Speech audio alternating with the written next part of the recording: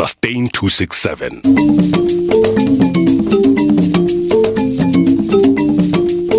Welcome to the Sustain267 Podcast, where we host conversations on climate change and sustainability in Africa. Today is a special episode that marks the start of a 6-month journey and relationship.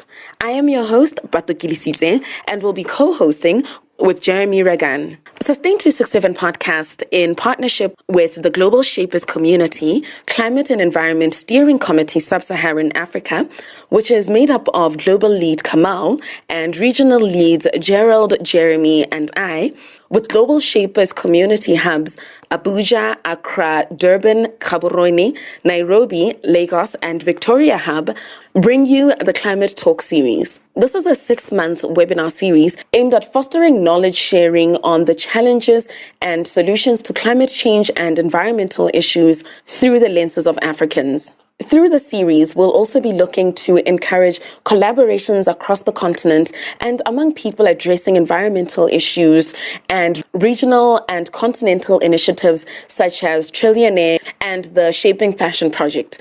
I'll include links to both of those projects in the episode description.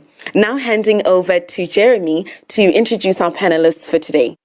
Thank you, Pato. So, we've got some great panelists today, and I'm just going to run through them. We have 4 speakers from across the continent. First up, we have Mwende, who is the Vice Curator of the Nairobi Hub. She has experience in sustainable solutions related to the environment and climate change. She has a bachelor's degree in civil engineering from the University of Nairobi, Kenya, and is currently a graduate engineering student at the prestigious Carnegie Mellon University in Pittsburgh. Secondly, we have Dean from the Lagos Hub, who holds a bachelor's degree and master's degree in accounting from the University of Lagos, and is a chartered accountant with the Institute of Chartered Accountants of Nigeria. He is certified in design thinking, data analytics, and business strategy. He is currently the procurement advisor at ExxonMobil's Nigerian affiliate, Mobil Producing Nigeria Unlimited. Okay, after that, we have Chichi from the Accra Hub. She's a social entrepreneur and an environmentalist deeply passionate about Africa and believes that the missing ingredient on the continent is our ability to become problem solvers and innovative. Over a 7-year period, she has founded and led 3 organizations that build up a new cohort of people who can find solutions and synergies for Africa's development. She has worked across all major industries, including oil and gas, consulting, environment, health and wellness, brand development, business development strategies, STEAM education, technology, human resources, and products and services. Lastly, we have Muzi from the Durban Hub. He's an advocate for conservation and environmental management by profession and an advisor and avid lover of nature. He holds a bachelor's degree in geography and environmental management and is currently pursuing his master's in development studies. He is currently a coastal marine monitor at the Department of Environmental Affairs.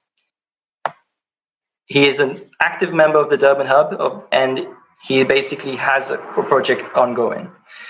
So I'll proceed with the first question. So ask him Mwende first, and then we'll follow through with our list. Why, as Africans, should we act on climate and have environmental projects?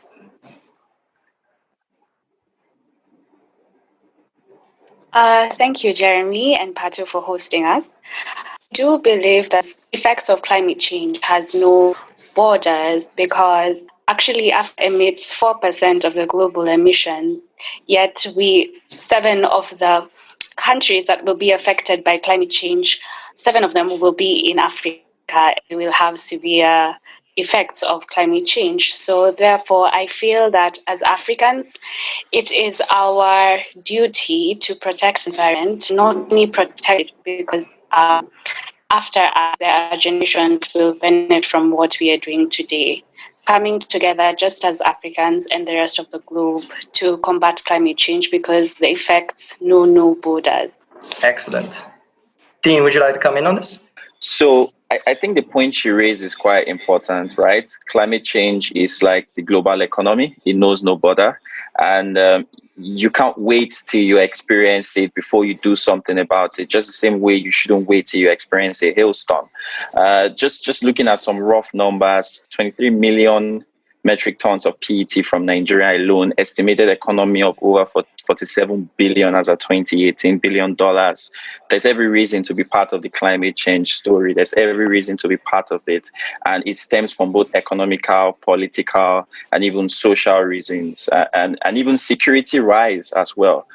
Studies have indicated that a lot of security challenges people face as well is part of climate change. And I'll give a very quick example. In Nigeria, we're having experience of herdsmen continuously migrating down south. And some studies have indicated that is largely because the weather conditions is getting worse in the north. So they are unable to get the kind of grazing experience that they would normally get for their cattle. And this is posing a significant security risk. So why should we get on climate change? I think the answer is outrightly why not. The statistics are quite there for themselves to play. Yeah, some excellent answers so far. I mean, we're hearing this no borders. It's very cross-sectional. It's an amplifier of issues in terms of what's existing. And I mean, across the continent, I think there's existing conditions, and I think we can definitely see some worsening conditions over time. Muzi, would you like to add in, or Chichi as well? Okay, hi everyone. Excited to be here. Why shouldn't we act on climate change? I mean, really, why?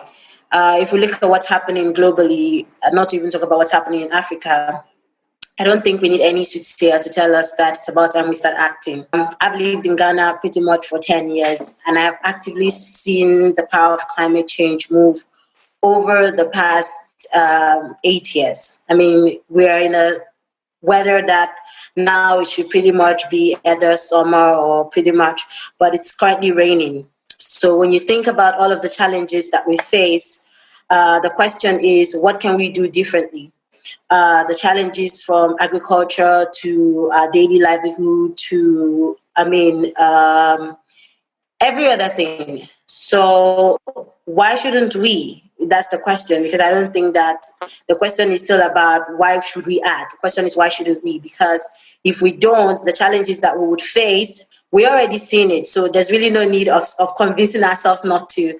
But the problem and the thing that I think we have to do differently is educate people more on what climate change is, how it affects us daily, how it affects our daily lives, how it affects everything around us, how it affects even the food that we eat, the places that we have to go to, the water that we drink, the people in our community, those that we think do not have any impact in our daily lives, how it affects them. So once we start looking at it from a general point of view, then we will start critically asking ourselves, what can we do? And I think that's very much important. No need to talk about the statistics, because trust me, if you're a human being and you've lived this far, you would see how climate has changed over time. You would see it. I don't think that you need to even be educated to notice the difference of you growing up and what's happening now. I mean, it has pretty much turned from bad to worse, and it's still going to get worse. So we need to start taking action now. May I please weigh in? Okay. Greetings to all, and thank you for joining in. Essentially, one of the most critical issues, I think, for Africa as a whole is the fact that I'll be bringing in race to this. We've Europeans talking about environmental management, conservation, sustainability, and climate change in Africa, without Africans actually expressing their perspective on climate change, environmental management, sustainability, and conservation. So it is good and it's interesting to actually see Africans actually actively participate in talking about issues of climate. I think we lost Muzi, so we'll move on to the next question. I think there we established a pretty strong case for why we should have environmental projects as hubs, and even if you're not necessarily in the global shapers, there's a strong case via science and experiences. And then after establishing that, the next question would be, how do we then get projects off the ground? What is needed to start an initiative that addresses climate change and environment in your city or in your hub? Mwende, do you want to go first with that? Yeah, sure. So for us, we've actually just been working on mainly two environmental projects. One is a tree planting initiative and another is an online campaign. So what it takes to start this, if I could start with the tree initiative, it actually started back in 2016, and the project is now 4 years old. So Nairobi has been suffering from a water shortage, and just as everyone has said, that the climate has been changing with time, and we have been noticing. And Mount Kenya, which is the highest mountain, is also known as the water table around here, and it provides water throughout Nairobi and major cities. And so having that water shortage and seeing that trees are being felled and there's a lot of deforestation was affecting the water use. And so that meant that we needed to plant more trees. And so we started with Project Shade as Global Shapers. I wasn't Global Shapers then, but it morphed into a project now called Plant My Age. And so what this entails is going into primary schools and planting trees and giving the children a sense of ownership of the trees, so that it's not just about planting trees, but growing trees. And Plant My Age has the reasoning behind that. It's not just planting a tree as a one-off event, but planting it every time that it's your birthday, whether it's just a multiple of your birthday or something such that now it has a continuity. And then the other project is 30 Days of Green. It started just as a public outcry because there was a lot of plastic in Nairobi and generally around Kenya. And the public outcry led to an outcome whereby now there's a policy in place for a plastic ban on plastic carriers. So we came together as Global Shapers and started that campaign online, just promoting an environment whereby people care about the environment and protecting it and conserving it. And particularly this year, it was a really big online event, whereby for 30 days we partnered with different companies, different social entrepreneurs, because there are very many people who are doing green things and greening Kenya. So be it in waste management, clean and green energy solution, green household solutions, we partnered with them and showcased what they do and where they can be found, because most of the times millennials want to go green but just don't know where to find these things. Yeah, that's pretty awesome. I have to say the plastic ban in Kenya is one of my favorite policies in Africa. The Plant My Age one is also pretty cool. Dean, do you want to weigh in on how we get projects off the ground and what is needed to start an initiative? If anyone who's not on the panel would like to also chip in on these questions, please feel free to comment on the chat. Thanks a lot, Pato. And really amazing stuff you're doing there. I think I would just weigh in from the plastic perspective, because that's something we're really focused on now as the Lagos Hub. It's our most recent project. We've got a $56,000 grant from the New World Program in partnership with GWC and the Coca-Cola Foundation to actually complete a plastic recycling model whereby we go into a community. It's more like a social engineering project whereby you try to make people move away from the attitude of poor plastic waste management to an attitude of plastic recycling as a whole. So the project taught to go into a community, gather people, create some sort of awareness, some sort of sensitization, make them go out and maintain a habit of gathering their plastics. We then take off those plastics from them and give them some rewards for it. Then take those plastics in the same site, in the same community, and then recycle those plastics into proper recyclable materials that's then introduced back into the economy. The overall plan of the project was not just to recover plastics, it was also to change behavior towards plastic waste management, and also, most importantly, create a source of economic upliftment, especially for women and youth, because the community is a low-income community. So it was very targeted, and it's been a very interesting project. But to answer more directly to the question of how do we get projects off the ground, I think one big thing that comes to play here is to actually say how little activities, no matter how small, have prepared us for this major opportunity. So prior to now, we had done a climate watch party. We had done a clean energy project where we try to sensitize on usage of clean cook stoves. We had done some cleaning in a particular shopping complex that was known to be very, very dirty. I think all of those little projects, no matter how small, prepared us knowledge-wise, collaborative-wise, and just sort of made us ready at the right place and at the right time for when this massive opportunity came. And then that just answers the questions directly. So if you're here, if you're in the hub and you're thinking of what kind of plastic or what kind of climate action can I take, I think the first big question is, look within your circle of control, your circle of influence. No matter how little, what can you do? It could be as little as hosting a Zoom webinar to create awareness. It could be as little as planting a tree, like she rightly said. Those things count. They go a long way, because in doing that, you also get to learn. And you learn about the project, you learn on the project, you get people to learn, and you build a team and a force. Because we applying for this grant at the time was really difficult. We had to burn candles overnight thinking about, because we had already built the team spirit, the rapport, we had the structure, we had done multiple of these before. We felt we could win. And yes, we did win. And look at where we are now. So I think you want to start, if you don't know how to start small. Don't be afraid to collaborate and just get on with it. Action first, action always, no matter how small.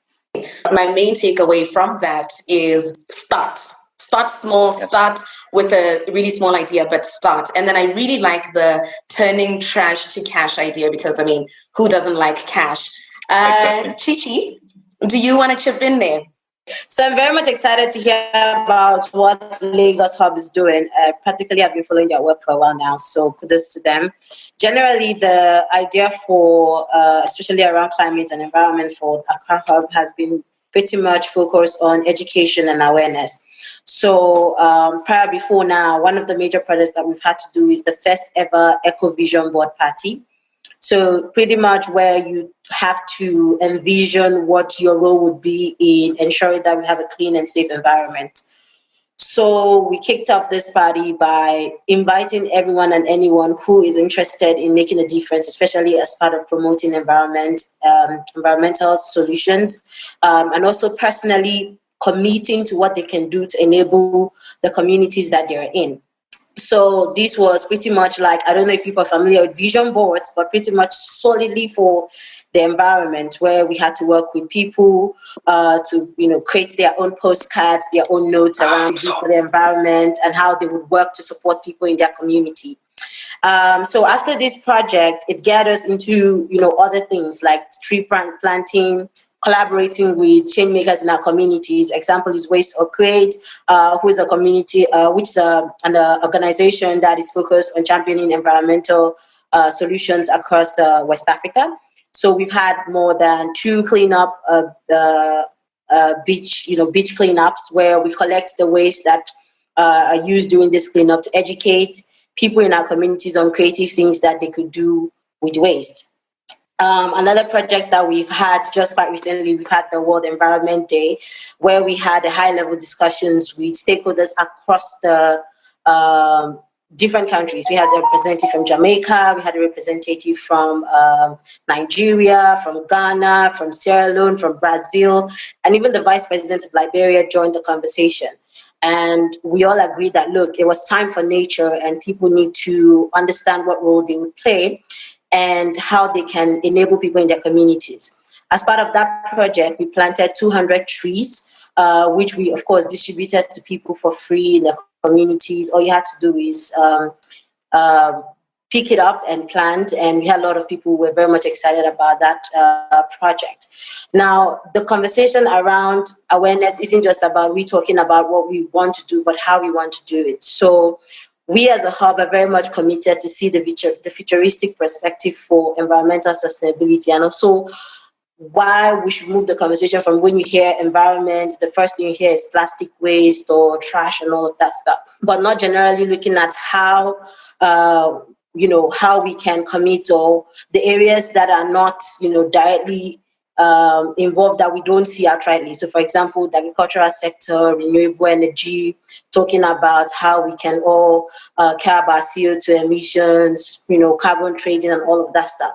So these are the educational level that we're focusing on, seeing how we can drag people directly to be involved, not just as a hub, but also enabling those in our community. And also in the terms of policy, we're also collaborating with other institutions to see how we can push for the ban of plastic, especially in Ghana. That conversation has been something that the government has outrightly said that they would not be involved in. Last year, I know that the World Economic Forum supported and GPAP was launched, which is of a global plastic alliance to see how they can curb and manage plastic waste across Africa.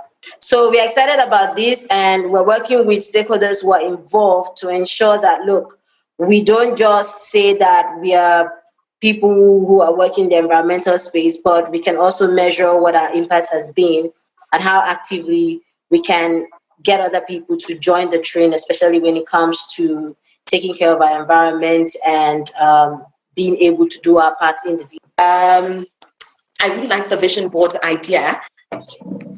Muzi, could you please really, if you could keep it really, really brief, what is needed to start an initiative in your city or country?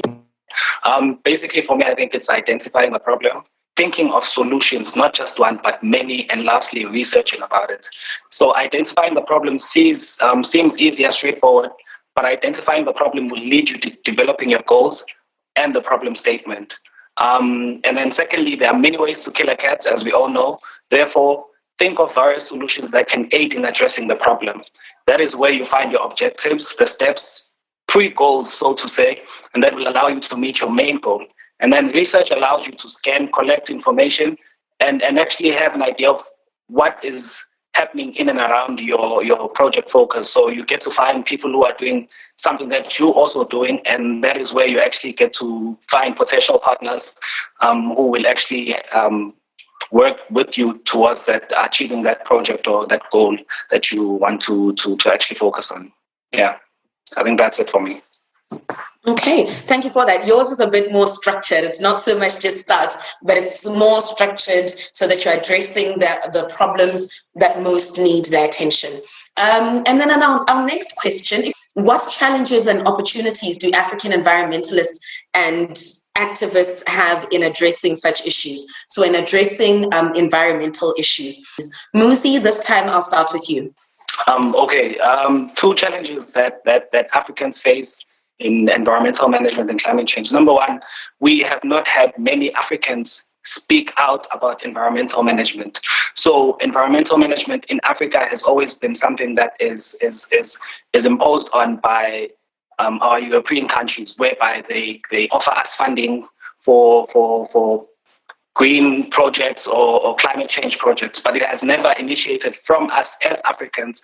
And secondly, we have not focused on the ecosystem goods and services that we can actually get out of the environment to actually talk about issues whereby people see the benefits of actually preserving the environment or actively participating in climate change. So those issues also affect environmentalists in the sense that we don't have environmentalists who are active participants in their field in the African region. So it's very interesting to see other young African leaders such as ourselves participating in talks around climate change and the environment for African countries, because that is how we start having this conversation going on, thereby creating solutions for ourselves in our own countries, and thereby illuminating or sounding the alarm around our countries and around our peers about the issues that we need to actively address. So illuminating your ecosystem goods and services means environmentalists will have to actively go to communities and actually let them know about the goods that you can actually find in from the ecosystem. So case in point, if we encourage people to pick up litter or not throw away pollution, we will understand that they can actually have benefits in terms of recycling. So if we encourage recycling, we will ensure that people actively participate in the environment, and that we try and make sure that issues and discourse around environmental management and climate change is something that is prevalent in Sub-Saharan Africa.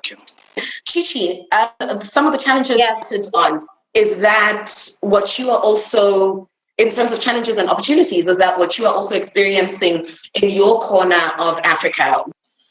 Okay, so the challenges, one of the challenges is the lack of education. And education is not just awareness, in-depth education around the problems that we face. When you talk about environment, the only thing you hear people talk about, I think the Lagos also mentioned it, is the waste around, of course, the solid waste. We don't talk about air pollution. We don't talk about the agricultural aspect. We don't talk about renewable energy. So when you talk about environment, it's just channeled one way. So there's a huge gap in the educational system, the educational purview of environment and climate change in the continent. And when you look at the opportunity, this is where environmentalists in that space have, a straight up opportunity to educate people properly. Because sometimes when you look at those who are like environmentalists in the continent, representation, there's really not a lot of us. But even those who are there are doing as much as they can, but they can't do it if they don't educate people. And this is not just educating people in our communities, educating people in leadership, people in power, people in certain areas to understand that, look, when you do this, when you do that, this is the benefits that it comes to us. And also the value for waste. Because if you look at the world globally, back in the days when we were young, I'm sure some of us experienced this, there were people who were moving around collecting waste, metals, collecting, trading. They will bring you something to take another thing. And, you would never really find these lying around. But the kind of education that we have now is, look, it's like one way. You drink a bottle of water, you trash it, and, you find litter all over. So there's a huge challenge in education and also a great opportunity in, creating some level of, I don't know how to call it, whether a local content that could get both the person in the highest of level and the lowest of level to understand certain aspects of the environment and the roles they need to play, from the different kind of waste to the areas at which they can care a bit, to air pollution, to how they can be part of the solution by reducing or not burning, not open defecation, all of those things. So the challenge is education for me, and the solution is coming up with easy way that people can easily understand this without, of course, the big grammar of recycling and upcycling, but just breaking it down to the normal people and also educating our leaders on the certain things that they need to do, be part of the solution in policy level. If you look at some of the major conferences that happen, you barely find any African leader in any of those roundtable discussions, especially maybe a few, but really they just go and come back and there's no implementation. So we really need to work in that area of focus. Okay. What I really liked about that was your challenges and opportunities were the same. So you're turning challenges to opportunities. So that's pretty awesome.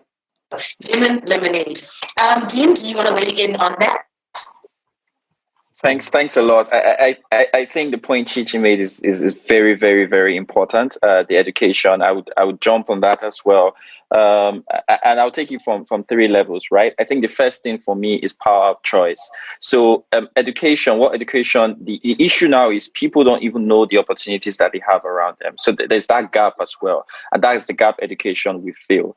People don't know that they have a choice to actually say, hey, no, I'm actually not going to buy a plastic bottle. Yeah. People don't, because of the lack of structure, because of the lack of awareness and education that this activity, if I do it today, this is the impact it would have tomorrow, then they don't understand that they actually have a power of choice to say, hey, no, I'm actually not going to do this activity.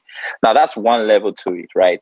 Another thing the lack of education does is the level of importance people ascribe to it. And that will take me to the second challenge, which is the level of economic poverty that we have today.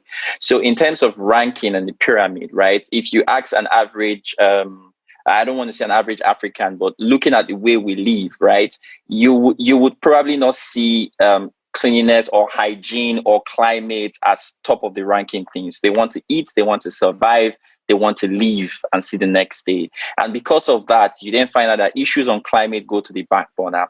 So it's not just educating, it's also how you educate. And that's very interesting for me. So those are the two challenges I see, right? Yes, the education gap is there, and people don't understand what they can do. And then you have the economic part to it. Now, the opportunities this brings is, it then means there's so much room. Because of the gap, there's so much room. Everyone on this call can do something about it. Anyone can do something about it. We're so far behind, and that's a massive opportunity to play. And then this then ties to the economic part as well. The fact that we're so far behind and anyone can do anything about it, it means there's a huge economic opportunity sitting down here as well. So when you educate people, educate them, and don't just tell them what you're doing is wrong or this is how to do it. Educate them that this is how to do it right, and this is how you can make a livelihood from it. Then you begin to get people talk about it. Then you begin to get a lot of interest around it, because this is some business for some people in these so-called developed economies. Why can't we have it as businesses here? Why is it just only the right thing to do for the environment? It's also the right thing to do for your pockets, for your livelihood, for your family, for your health. So it just goes beyond, the environment alone, and it cuts across for all of us. So yes, education is key. How we educate is key. And most importantly, what we educate them to do is key as well. Definitely. Make it matter. Make people understand that it matters to them, and educate in such a way that it counts. And they understand that the bigger problems that they have, they also understand that climate change contributes to it. And then handing it over to Mwende, are there any opportunities and challenges that haven't yet been mentioned by our other three panelists that face African environmentalists? Okay, thank you for that. Actually, just touching on what they've all said, education is the most important. And for me, in terms of education, I would say that it would be the urgency with which we do it, because we have seen that the pandemic has come and it has disrupted our lives very quickly. But climate change, I think many people don't still realize that it is a ticking time bomb and it's quite irreversible. So the urgency with which we solve it and with which we educate the people around us in different communities is what will save us, right? In terms of another challenge, I would say is that the budget that national counties or governments allocate to climate change is not adequate enough, or is not enough for us to just combat climate change. I think that they should actively take the responsibility to allocate funds to climate financing, to just bettering the environment in different counties, and that way the community is sensitized on what they should be doing towards combating the climate change. And in terms of opportunities, I would say that young people don't realize that they are so powerful once they come together. In terms of even just Nairobi Hub, we came together and pushed for Save Our Forest Kenya, 30 Days of Green. These are just things that we started behind keyboards, and as Dean had said, it's all about action, but it starts somewhere. And coming together and putting our voices together, like an African proverb says, that once you stand alone, you can't go really far, but once you come together, you can go so far.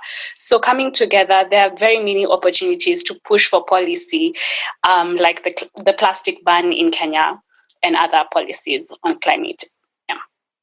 Excellent answers, Mwende, and everybody else. I'm definitely feeling like we've gone through the why, we've tackled the how, we've gone into a bit of the opportunities and challenges, and just building on that, if I can again start with Muzi and then work our way through again. Really, you guys have all talked a little bit about your projects in this case, and you're all coming from a case of experience. So in executing these projects, we want you to basically use that experience and maybe advise some of the people on this call in terms of what has worked well for you to, succeed in these projects, and what are some of the pitfalls you found? Maybe if you can talk about two enabling factors and maybe some of the big obstacles or pitfalls that you encountered, and how to try and avoid them as much as possible. So yeah, over to you, Muzi. Okay, thank you, Jeremy.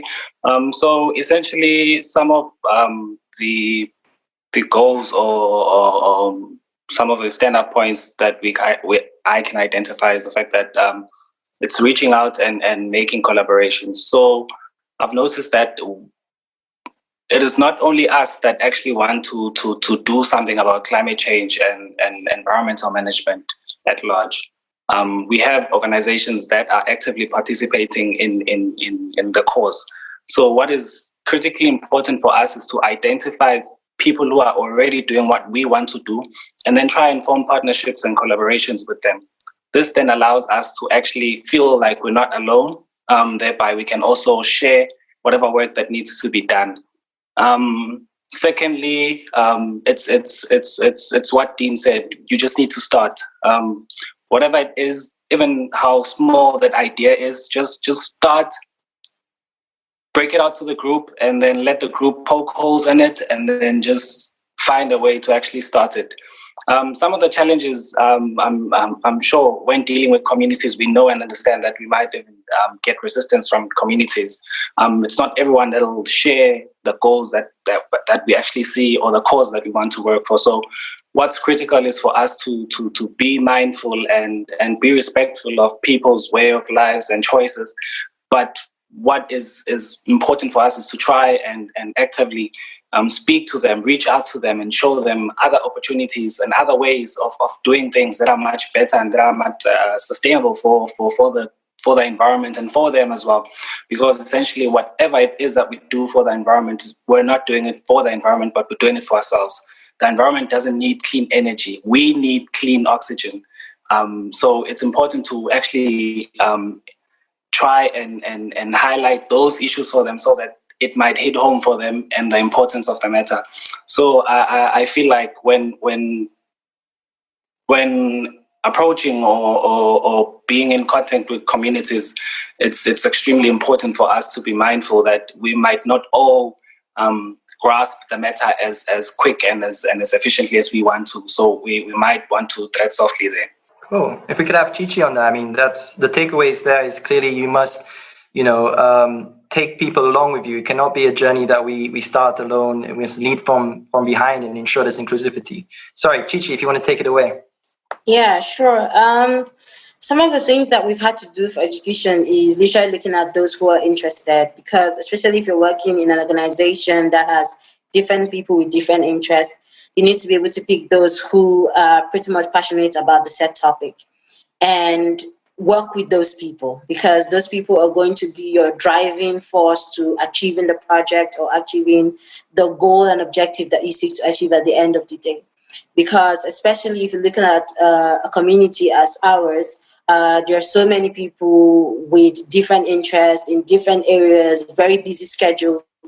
So in order for you to achieve your goals, you need to be able to identify people that we want to work with, people who are interested in the set topic, who are committed to work with you. Because if not, when you start working on projects and you've had to delegate and tasks are not coming back, you get frustrated, you don't want to continue, and you feel like, okay, look, nobody seems to be interested. But your ability to keep moving with those who are committed is one way of achieving the set goal, in terms of execution. And some of the pitfalls would, of course, like I think the speaker before me said, is going to change because of the kind of people we want to work with or the people that you work with. Communities, who are still not very clear about, look, if I leave my being outside for 10, 15 days, it doesn't affect me. It's outside, it has nothing to do with me. You have to do a lot of more education. You have to do a lot of more convincing and not give up on them and show them how. Because one of the things that I realized with a lot of environmentalists or people who work in the environmental space is we don't practice what we preach. We're telling you don't use plastics, but we're using plastics. We're telling you keep your environment clean, but they never see you sweep or join a cleanup beach. You don't come out to do what you say you don't want other people to do. So in order for you to be successful in executing or in order for you to be able to reach out to more people, in order for you to make any form of impact, you have to first of all become the change that you seek. So as hubs, as community members, one of the things I encourage my hub people to do is, look, you don't have to be at every single environmental project. You have to just be at one, because your ability to be at one would give you some level of enthusiasm to want to be at the next and the next and the next. So in executing, one of the things that I think we've done very well is identifying those who have interest and allowing them be the driving force in order to achieve the goals and objectives that we want to achieve as an organization and as communities of enablers. Excellent. If we can have Dean come through, I mean, this is the thing about these kind of solutions. At the end of the day, if you do not lead by example, how can we hope to encourage actions? If we do not show the way, how can we expect people to come through? So I love that you brought that up. If we can have Dean come through, and we'll take it from there. Thanks a lot, Jeremy. To be honest, I think everyone has echoed strong points, and I was jotting down 3 things that really came to mind, and I'll just go them in no particular order. So it's structure, collaboration, resilience, right? So I think for me, the very first thing is you need to have that sort of structure. So for us at the Lagos Hub, one thing I think we have done well is the fact that we had a very little team to start with dedicated at this particular pillar. So we are structured across teams. It's one team, but you then have sub people who are very focused on climate, people who are very passionate about education. And we do intercollaborate, but yes, you need to start with that small structure so that when you have an idea, when there's a spark, you have people around you who can fan those flames, right? And you take that same thinking and you expand it exponentially beyond the hub. And then that's where collaboration comes in, where you then find people who are close to you, people who have the power of influence. And I know sometimes the government feels so far, but if you really look around, you will find people in government who are interested. I take a very particular example, the Plastic to Resources project we're doing. We had the Lagos State Waste Management Agency come for a sensitization walk. I'm not saying they came to sit down and speak. They followed us on the street and they were talking to people the same way we were talking to people. That sends a very strong statement. How you build those relationships matter. Again, another aspect of collaborating. We knew this was a massive project. We are Lagos Hub. We have our 9-to-5s. We definitely knew that alone capacity would have been an issue. We had to go get a technical partner whose major work was playing in this particular space. And they've enabled us to ensure that we've moved and we've been successful. And then collaborating then takes you to the next point, resilience. The fact that you collaborate and you are structured would not mean you won't face challenges. Again, we've talked about how difficult people don't know about stuff. It's so difficult to educate people who have no idea and have no interest in learning. I mean, it's easy if you have no idea and you have an interest, but when you have no idea and because of your conditioning economically, you have no interest, it's twice the task. And that's where resilience then comes in, because you know that these people don't know and don't have no interest, not out of a fault of their own. And that's where resilience comes in. So as a team, for example, COVID has hit us. How are we responding? Each and every one of us. Have we taken a back burner? And I'm taking your point, Chi, where you say we need to lead by example. All our, climate projects, what's happened to them? Are we progressing? Have we slowed down? Have we put them on pause? We need to ask ourselves those questions, and that's where resilience comes in. For us, our project has taken, a different turn. We're walking around. We're at the point where we're closing and engaging our sponsors to walk around how we can thrive despite COVID. Everyone should do the same. Climate change is not waiting for us. We have to keep moving. So I think that's my own structure around it. So you get structure, you collaborate, you stay strong till the end. Well, I could add on to what everyone has said. For sure, partnerships is really important. For us, for the 30 Days of Green, we partnered with about close to 30 partners. And it just shows that partnerships for the sustainable goals, which is actually SDG number 17, is really important in furthering this agenda.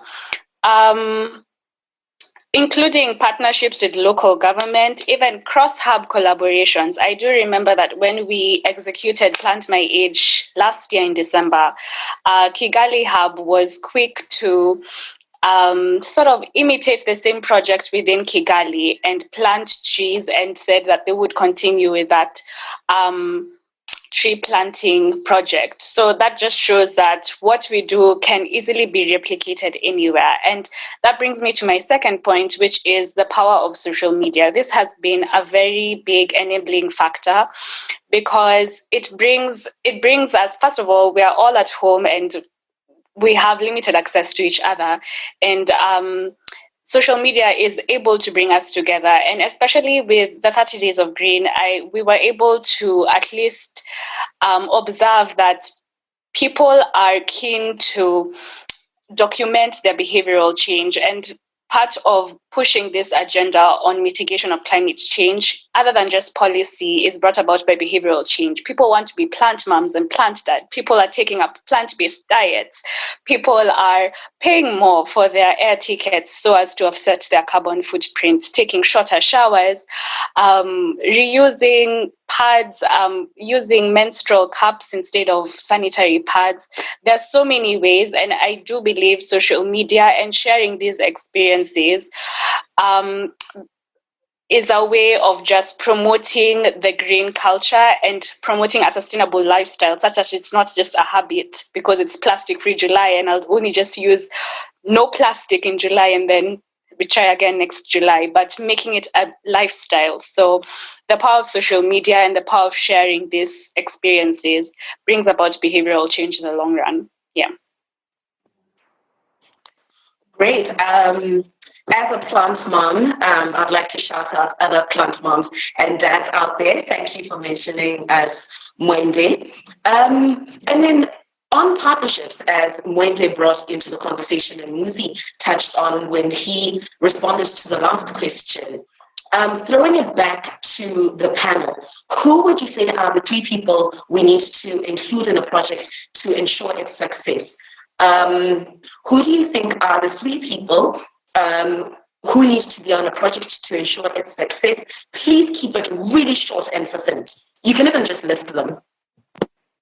Okay, so I think the community is very much important. That's one. Two would also be, they call them local government. So district assembly people, they're very, very much important because they can drive other communities to join to enable you achieve your goal. And I think third would be fellow environmentalists in the space. People who are in the same area of environmental sustainability are very much important to get on board. Because look, in order for us to achieve this goal, we need every hands on deck. So these are the three major people. Before we go to the government, I mean, those will be around in policies and all that, but they're talking about grassroots solutions. These are the major people. And also not forgetting the waste management companies. Those who are in that field as well can also be of help. And so these are the major people I can list, yeah.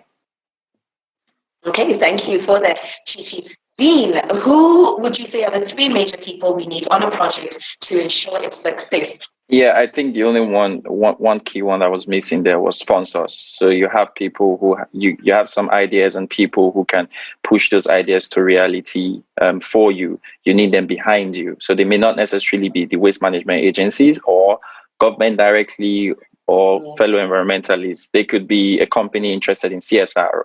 So think about them as well. Thank you. That'll be all. Awesome. And then Mwende, I know you had touched on it. You're the one who introduced the topic with partnerships. Is there anyone else you think should be on a project to ensure its success?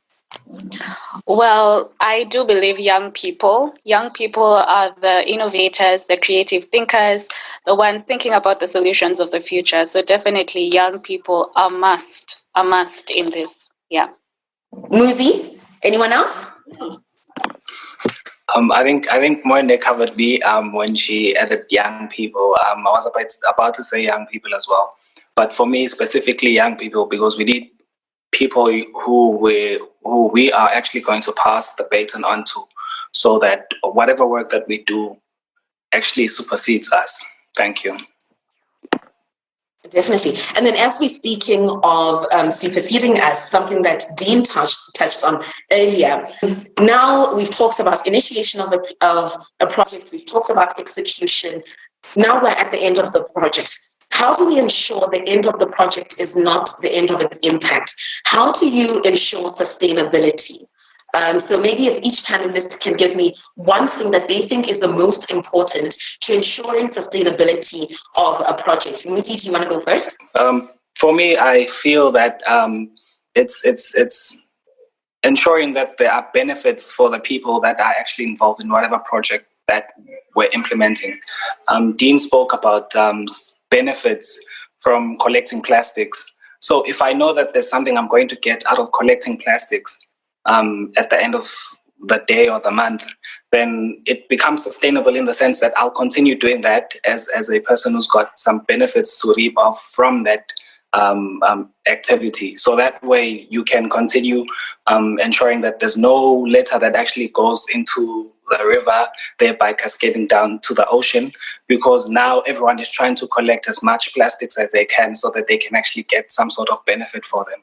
So for me, the sustainability of the project lies in the involvement of the communities, education, as well as illuminating the benefits associated with whatever act it is that you will be doing that coincides with climate change and environmental management. Okay, so ensuring benefits for the community. Chichi, do you want to expand on that? What, for you, do you think is the most important thing to ensure a project's sustainability? Yeah, I think monitoring and evaluation. If you're able to monitor, if the people. So one of the things that we did with after the vision board is I tried to reach out to some of the participants and ask, hey, how's it going? Have you been able to achieve any of your goal on your vision board? What challenges are you facing? So that will really kind of help people know that, yeah, you still care after the project, you still want to follow up, you still want to know if we're doing it or if we're not. So yeah, monitoring and evaluation is very much important. Encouragement is also very much important. A project can have all the benefits, but if some people still just they can't just be enthused to want to do it at the end of the day. So following up is great. Evaluation is awesome. And yes, of course, benefits is also, once they start to see the benefits, they by themselves will ensure that the sustainability is achievable.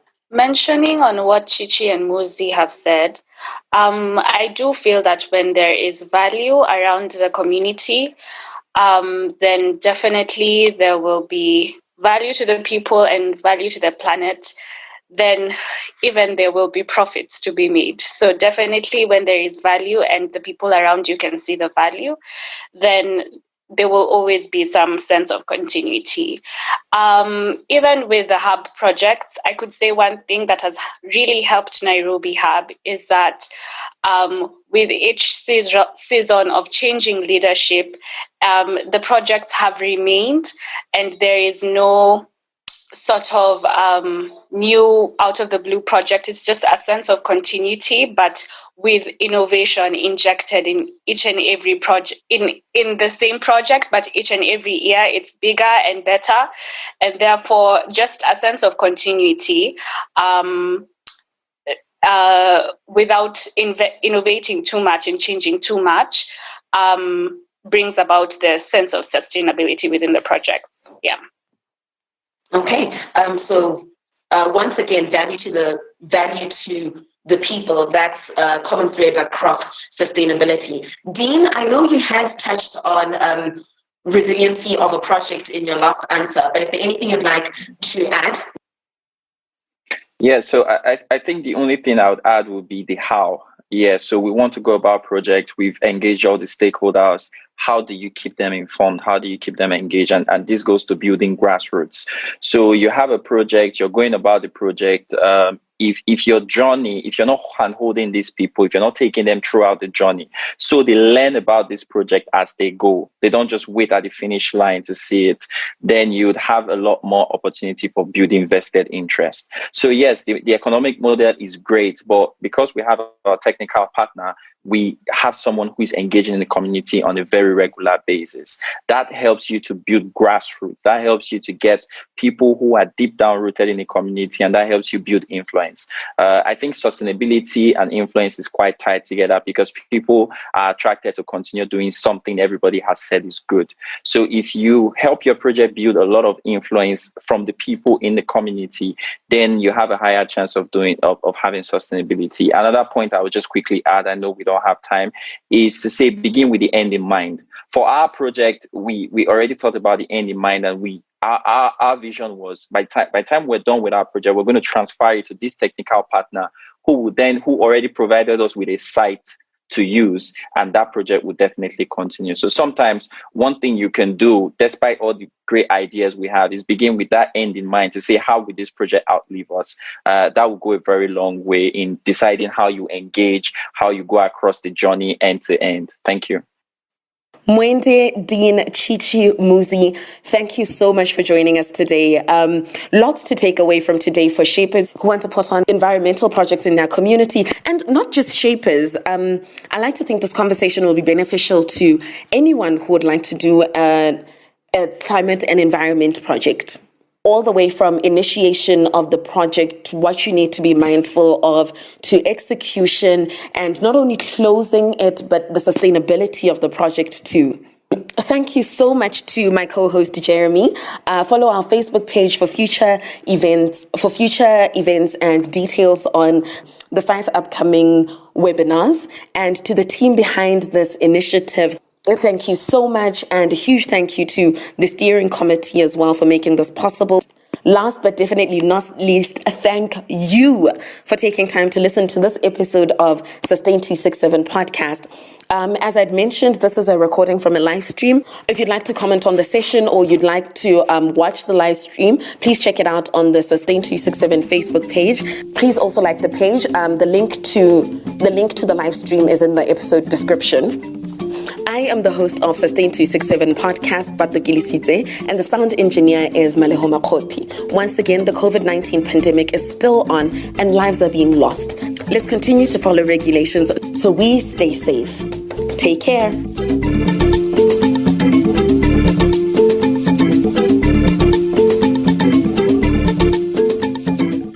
Sustain267.